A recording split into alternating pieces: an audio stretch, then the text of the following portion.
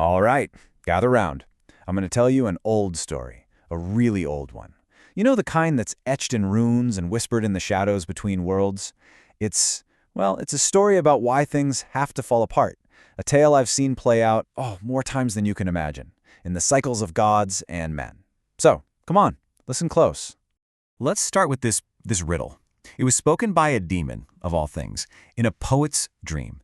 Part of that power, which always wills the evil and always works the good.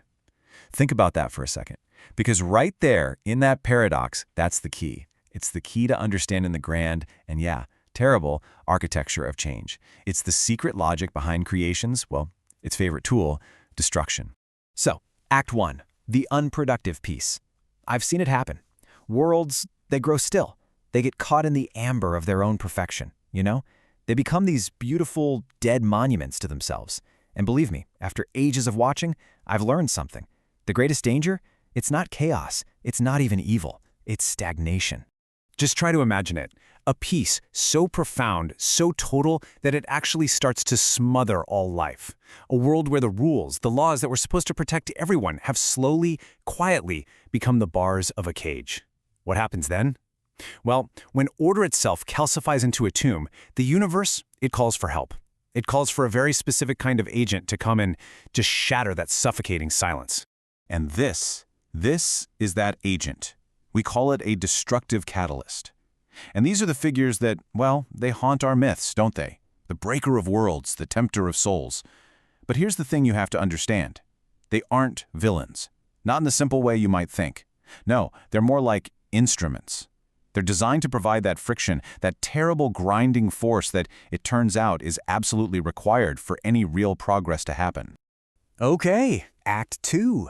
Let's look at two of these architects of ruin.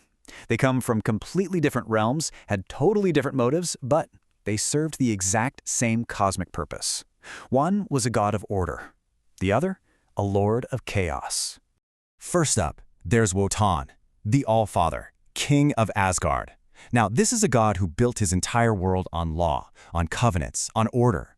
But the thing is, as he sat and watched the ages turn, he started to see something terrifying. His own meticulously crafted order, it had become the single biggest obstacle to the world's growth. His masterpiece had become a cage. And this, right here, this is the heart of his paradox.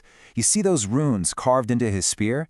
That was his power. That was the law, the very source of his authority. The problem was, it wasn't a weapon anymore. It couldn't command the world. It had become the bars of a prison, holding him and his entire creation in this unproductive piece. Now let's jump to a totally different story. A different architect, Mephistopheles. The tempter, the demon. But his purpose, it's not just to cause harm. No. He's there to challenge the human spirit. He's that cosmic irritant, That little whisper in your ear that says, hey, rest is for the dead. His entire job is to stop us from getting too comfortable, from becoming complacent. So, do you see the symmetry? It's kind of amazing, right? You've got a god who realizes he has to destroy his own rigid creation, and then you have a demon whose evil, without even meaning to, sparks our will to overcome it. One has to will his own end, and the other has to just keep stirring the pot, endlessly. And this brings us to Act 3, the climax of the whole story. We're talking about a terrible, world-altering decision, the kind of choice, really, that only a god could make. Wotan looked out at everything he'd built, this stagnant peace, this perfect order he'd enforced, and he just knew. He knew with this ancient, deep certainty that breaking it all down wasn't just important, it was vital. The only way forward was through fire. So here it is, the crucial point, this profound, almost unthinkable choice. He has to will his own end. We're talking about self-inflicted destruction. He actively chooses to let chaos take over, to unleash the storm, all because he knows it's the only way to create the friction needed for a new and hopefully better beginning. So, Act 4, the freedom of ashes. The fire falls, as it must. But here's the thing about fire. From the embers of the old world, a new one is always forged. That, my friends, is the law that supersedes all others. You see, this is the timeless cycle. It's the rhythm of existence itself. First, you get stagnation. That invites collapse. And then, right out of that collapse, from the ruins and the ashes, that's where freedom comes from. The freedom to grow again, without being held back by all the old certainties. And in Wotan's story, this new era, it has a name, Siegfried. He's the hero who shows up after it all falls apart. He's free. Free from the old covenants, not bound by the runes on that broken spear. He's basically a symbol of the human spirit, finally moving away from that rigid divine law and heading towards something new, a higher enlightenment. And it's the same thing in the other story, just in a different way. Mephistopheles' constant nagging and temptation, that's what keeps the scholar Faust striving. And that word striving, it's so important. It means to struggle, to reach, to never ever be satisfied. The demon's evil literally acts like a sharpening stone for the human soul, making sure it never gets dull and complacent. Which brings us to our final act, the purpose of the shadow. We're finally at the heart of the paradox, that really difficult wisdom that's always hidden in the dark places. A truth that, funnily enough, both gods and demons seem to understand.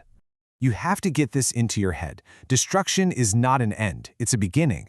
It's like clearing a field so that something new, something stronger can finally grow. In the end, both Wotan and Mephistopheles, the god and the demon, they just become tools. Essential tools for a much larger and ultimately beneficial plan. So, when you boil it all down, what's the big takeaway? What's this grand paradox? It's that progress, well, it requires breaking things. That freedom is often born from chaos. That conflict, believe it or not, can make us stronger. And maybe the biggest one of all, nothing, not even the laws of a god, is meant to last forever. And this is really the final mind-bending lesson that just echoes through all these old tales. The idea that productive destruction is a fundamental force, just like gravity or time. And that even the pursuit of what looks like pure evil can, somehow, be bent by the universe to serve the greater cause of the good. It's a wild thought, isn't it? So, I'll leave you with this question to chew on. Because this ancient pattern, it doesn't just belong to gods and dusty old myths, not at all. It belongs to nations, to cultures, and it belongs to you, to me, to each of us in our own lives. So, look around. Really look. What comfortable laws, what perfect little systems, what unproductive peace in your own world needs to be broken for your true progress to finally begin?